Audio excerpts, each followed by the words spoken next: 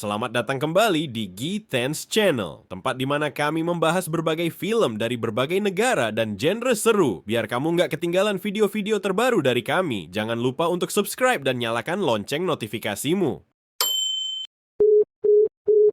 Di video kali ini, kita akan menyelami sebuah kisah cinta yang tak biasa. Bukan tentang cinta pertama, bukan juga tentang cinta sejati ala remaja, tapi cinta yang datang saat kamu tak mencarinya. Inilah The Idea of You, film yang akan membuat penonton bertanya, apakah cinta harus masuk akal?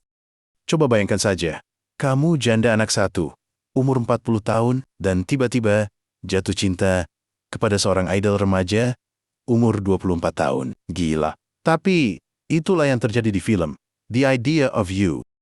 Kalau kamu belum sempat nonton filmnya, tenang saja. Di video ini, kita akan recap lengkap alur ceritanya, plus sedikit insight tentang masing-masing karakter. Inilah Solin Markhan, seorang ibu tunggal berusia 40 tahun. Dia tinggal di Los Angeles dan mengelola galeri seni yang keren. Dia bukan karakter yang terjebak masa lalu, tapi hidupnya terasa stagnan. Solin baru saja bercerai, dan kini fokus sepenuhnya pada putri semata wayangnya yang bernama Izzy. Mantan suaminya Daniel sudah punya pacar baru, dan disinilah perjalanan hidup baru Solin dimulai. Suatu hari, Daniel mendadak membatalkan janjinya untuk mengantar Izzy dan teman-temannya ke festival musik Coachella. Solin, meski awalnya enggan, akhirnya setuju untuk menggantikan Daniel. Dan tanpa disangka, keputusan itu akan mengubah hidupnya sejak hari tersebut.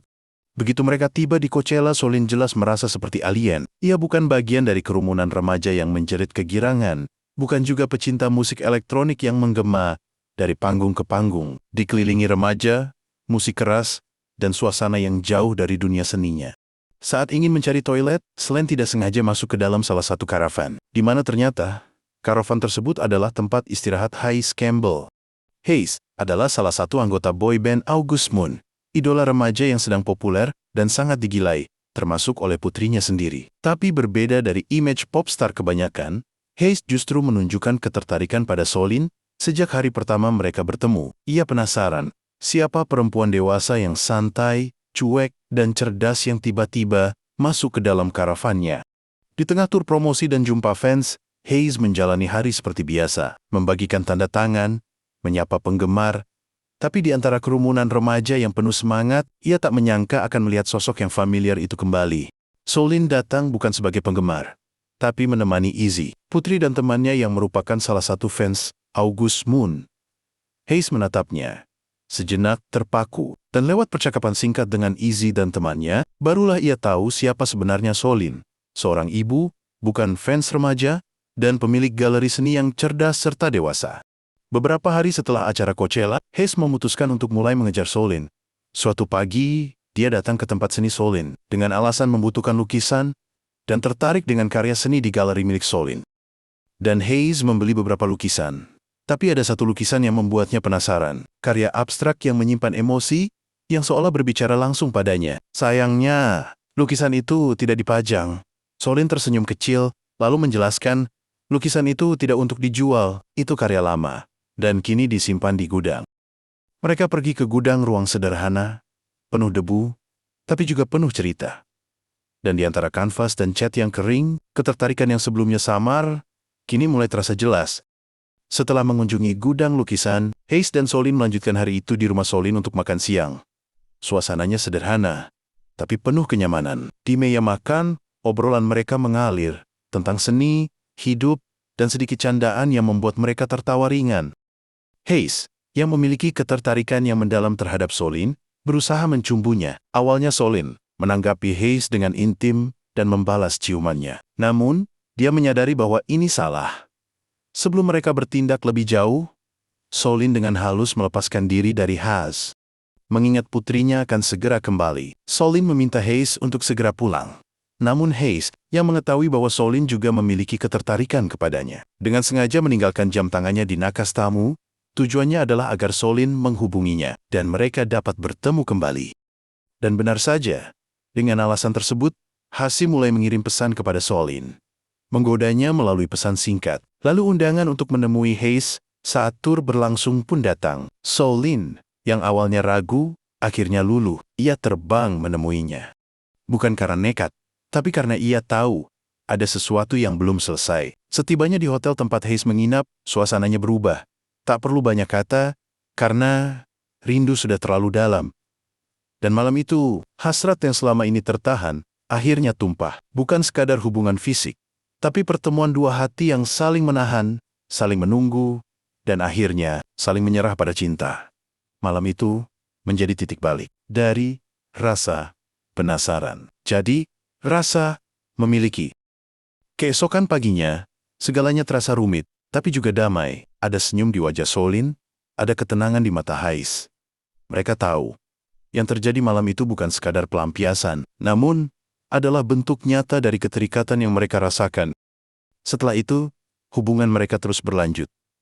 Tapi tidak lagi diam-diam, orang-orang terdekat mereka mengetahuinya. Mereka mulai mencuri waktu di sela tur, di sela tanggung jawab, dan di antara keraguan, Hase juga membawa Solin ke kota-kota yang belum pernah ia datangi, memperkenalkannya pada kehidupan yang jauh dari rutinitas.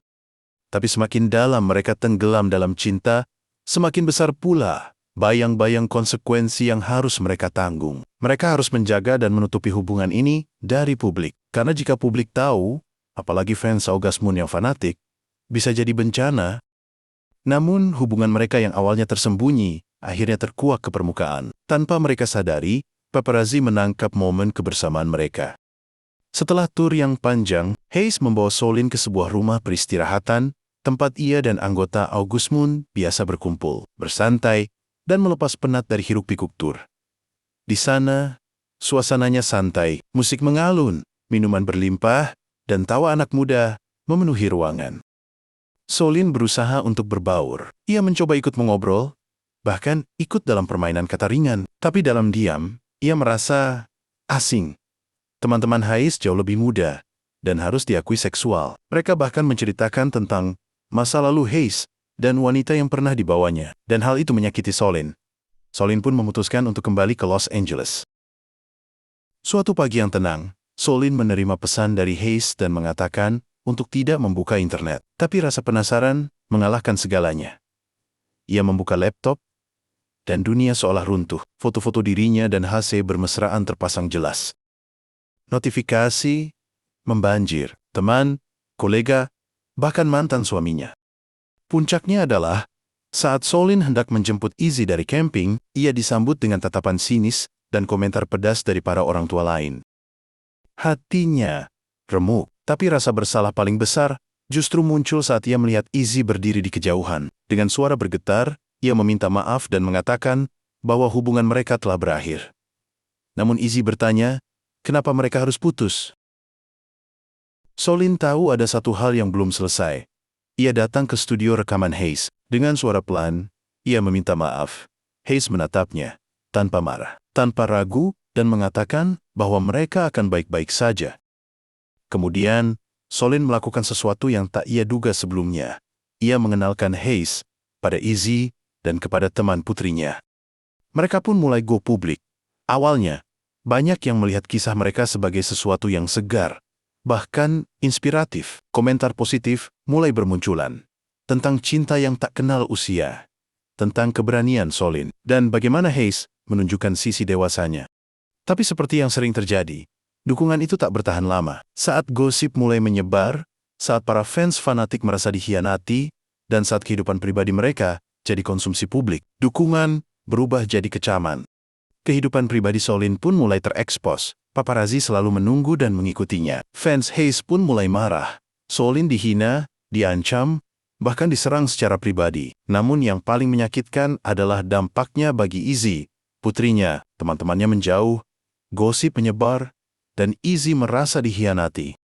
Di tengah kekacauan itu, Solin berdiri sendirian, menahan beban yang tak terlihat, tapi begitu menyesakkan. Ia mencintai Hayes, cinta yang tidak dia duga dan tidak dia cari, tapi terasa begitu nyata. Namun di saat yang sama, ia melihat putrinya Izzy ikut terluka. Bukan karena patah hati, tapi karena terjebak dalam badai yang bukan miliknya.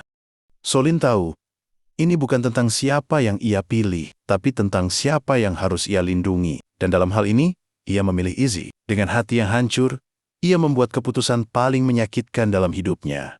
Ia memutuskan hubungan dengan Hayes. Malam itu, Hayes datang ke rumah Solin. Untuk terakhir kalinya, tak ada kata perpisahan, tak ada janji yang diucapkan. Hanya ciuman penuh kehangatan, pelukan panjang, tatapan mata yang menahan air, dan keheningan yang menyimpan ribuan kata. Dan saat pagi menjelang, Haze pergi, dan dia pergi meninggalkan jejak kecil untuk Solin, yaitu jam tangannya. Waktu berlalu hari demi hari, Solin kembali ke rutinitasnya. Mengurus galeri, membesarkan Izzy, dan mencoba melupakan Hayes. Suatu malam, dia menonton TV, di mana acara tersebut menampilkan Hayes. Hatinya tak bisa berbohong, ia duduk diam, menonton, menyimak dari kejauhan. Hayes kini bersinar sebagai penyanyi solo. Lagu-lagunya menyentuh, penuh emosi, dan sebagian terdengar seperti surat cinta tak langsung untuk Solin. Dan pada akhirnya, takdir pun mempertemukan mereka lagi. Solin sedang berdiri di tengah kumpulan karya seni miliknya. Ketika sosok itu muncul, tak ada pelukan dramatis, hanya senyum kecil yang cukup untuk mengatakan, "Aku belum lupa." Itulah kisah The Idea of You, film yang bukan sekadar tentang cinta beda usia, tapi juga tentang keberanian, kehilangan, dan pilihan. Film ini manis, menyakitkan, dan penuh refleksi. Dan mungkin, buat sebagian dari kita, ini bukan hanya cerita di layar. Anne Hathaway memberikan penampilan yang emosional dan matang sebagai Saul. Nah, sementara Nicholas Galitzine berhasil menyulap karakter Hayes jadi lebih dari sekadar heartthrob, tapi pria muda yang sanggup-sungguh mencintai dan berani memperjuangkan pilihannya. Sayangnya, film ini berakhir dengan momen yang menggantung. Apakah mereka akan bersama kembali? Ataukah hanya saling menyapa, mengenang masa lalu yang indah dan menyakitkan sekaligus? Kalau kamu suka video recap film ini, jangan lupa like, komen pendapatmu tentang film ini, dan subscribe untuk konten film lainnya. Sampai jumpa di video berikutnya.